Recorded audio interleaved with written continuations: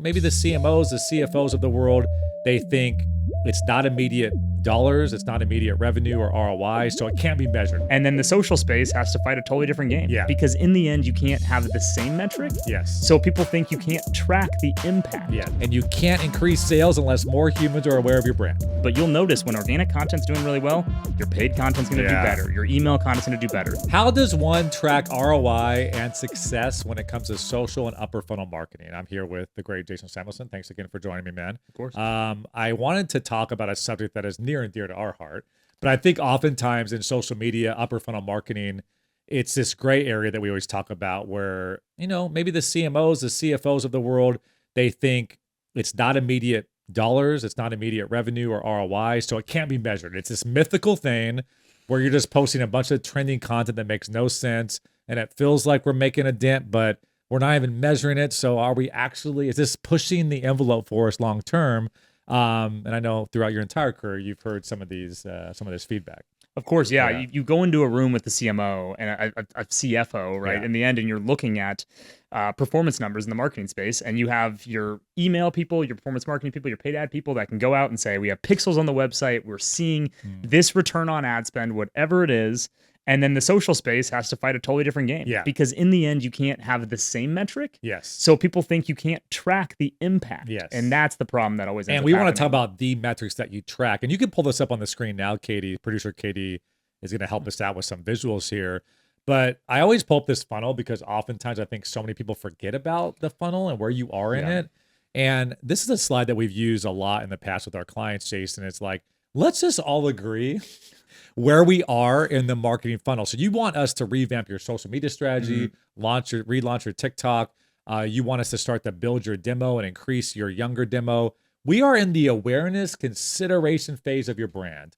We know that marketing takes multiple touches. We know that credibility, trust, and community takes time. It's not like you mentioned, the word I hate the most in our industry is performance marketing, because it gets all muddy with this entire funnel.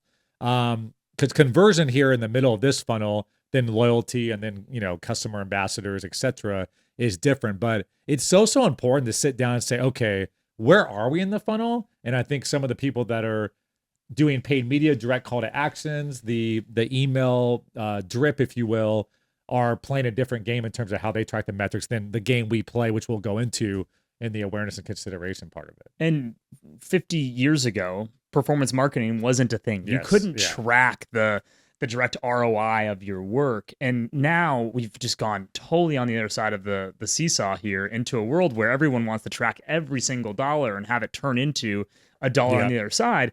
And they're forgetting, frankly, about those earlier stages and how the funnel has to be very wide at the top and get as many people in that have awareness, have consideration. If you forget about those things, then your conversion, your loyalty, all of those things. And we always talk about the funnel runs dry, and you wake up one day like, why are we paying more for CPMs? Why are we not converting as much? Why are we not getting the sales we want, or ticket sales, whatever it may be? So we have here in the bottom left, if you're watching on YouTube, by the way, if you're on YouTube, you like this content, comment, like, subscribe. That's a way, this is all free, so that's a way you can pay us with some thumbs up. But social media will be a powerful top of funnel channel that that sparks awareness, shapes brand perception, and adds new engaged fans for future conversion campaigns. That's what we always talk about, is we want to attract new and wider audience that we can eventually pull through the funnel. But this is not the part of the stage that we're in. We're in the awareness and consideration stage. So what we want to do, Jason, on this show is show you just a few different ways that we track impact. Because oftentimes if people in your organization are telling you, unfortunately, it's just, social is just a game that you got to be in, but it's hard to track. Like, that's not an okay answer either. Right. So if you go to the next slide, Katie, we want to show 4 key ways that we're able to track this. And you are our data analytics wizard here at STN, so you can probably talk about these in a little more detail. But let's go, left to right here. Number 1, impressions and reach. We know that we want to expand our ecosystem. We want more distribution outside of our owned and operated channels. So impressions and reach absolutely has to be a metric that we track. Yes. And in the end, you're using that number, obviously, just to see how many people are seeing your content, how frequently they're seeing your content.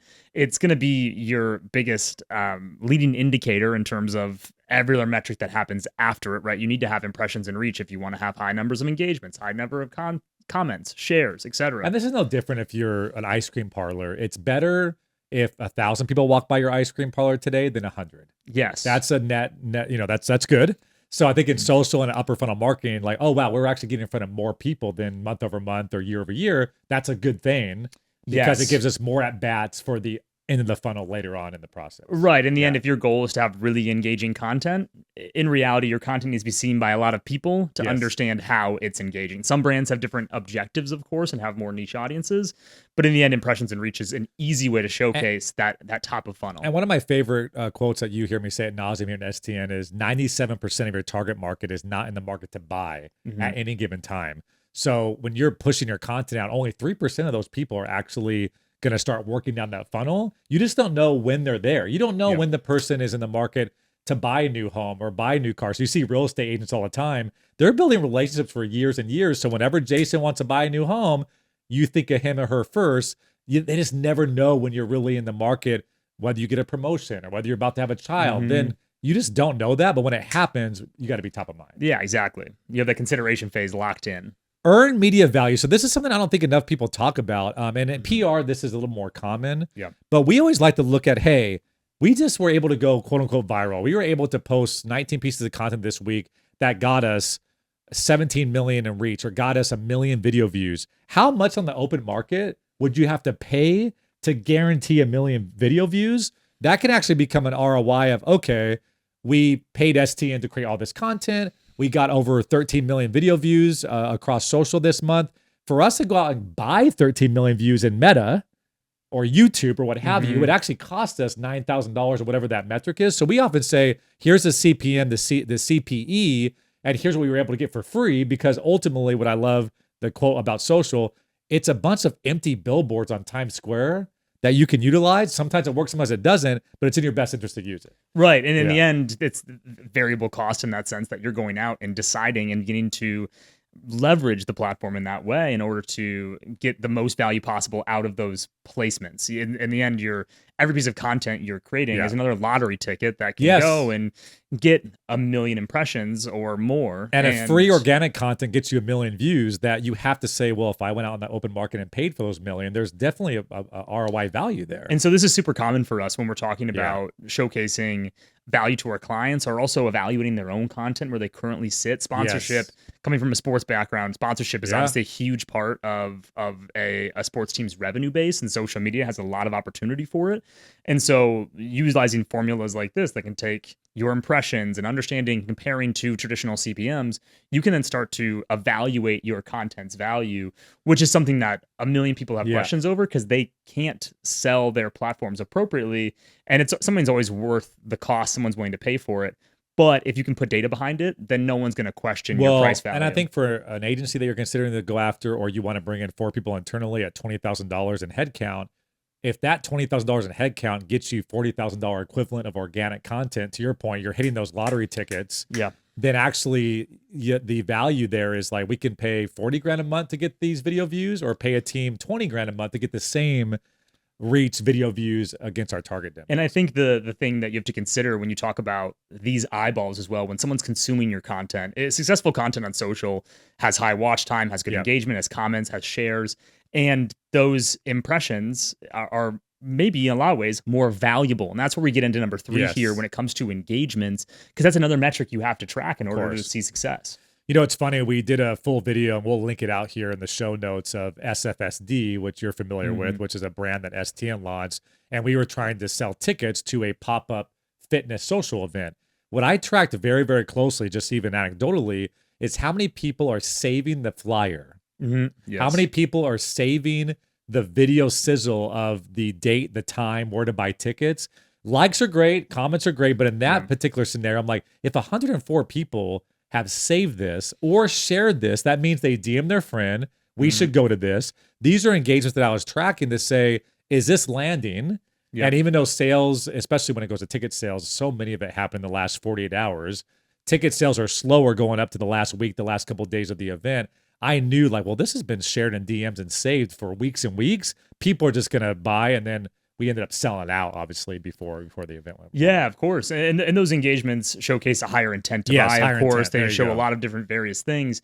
And then also it's them investing in your brand just a little bit. And whether that is emotionally and something we Yes. really, of course, can't track on the back end in terms of how you're raising their opinion of your brand. But in the same sense, if someone likes or comments or shares your content, Instagram's probably going to show them that content again. Yes, And so your yes. next post now Yep. has a higher value just by default because you're creating something that's organic. And You're increasing your batting average, so the next time at bat, you're going to potentially get on base even at a higher rate. Yep. It's interesting. If you look at ESPN, two things. One, they want to make sure that people continue to watch ESPN from like a retention standpoint, continue to pay their cable bill, which is $6 ESPN, continue to subscribe to ESPN Plus, continue to go to the ESPN app. But also, they are going after new people that maybe, I mean, it's hard to imagine, but people that don't really engage with ESPN a lot and then trying to recruit new fans, same with Netflix, et cetera. So, really, depending on what you're selling at the end of the day, Netflix and ESPN, anybody that engages with their content is a potential customer. When you look at a fitness event in San Diego, I only want San Diegans really engaging with my content because I don't, if you're in New York and you're commenting every day, great. It means the content's hitting, but something's not working because, hey, this is a San Diego event. Why are you so obsessed with my brand?